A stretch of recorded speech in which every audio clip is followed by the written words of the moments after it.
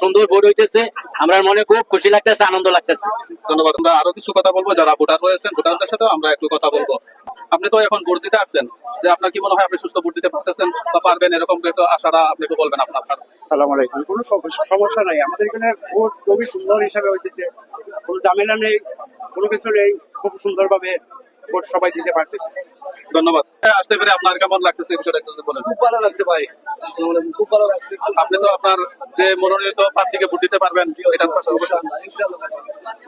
কৃষক, আমরা আরো একটু কথা বলবো এদিকে। আমরা আরো কিছু ভোটার যারা রয়েছে, যারা কথা বলতে ইচ্ছুক, আমরা তাদের সাথে একটু কথা বলবো। আপনি একটু বলতে চান যে ভোট দিতে আসে আপনার কেমন লাগতেছে এখন? খুব ভালো লাগছে, আমরা বিগত 17 বছরে আমরা ভোট দিতে পারি, এটাও আমরা আনন্দ।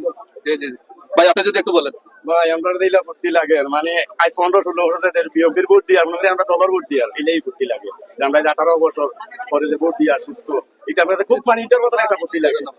দর্শক শুনতে পেলেন, সুন্দর একটা পরিবেশ, যারা এই ম্যানেজমেন্ট করছে, ছাত্রদল যুবদল, যে ম্যানেজমেন্টটা সুন্দর। সবচেয়ে জিনিস হইলো যে ম্যানেজমেন্ট সুন্দর করা, মানে ওখানটা সুন্দর ম্যানেজমেন্ট সুন্দর জন্য আমরা প্রতিপক্ষকে খুব খুশি তাদের। ধন্যবাদ আপনাকে।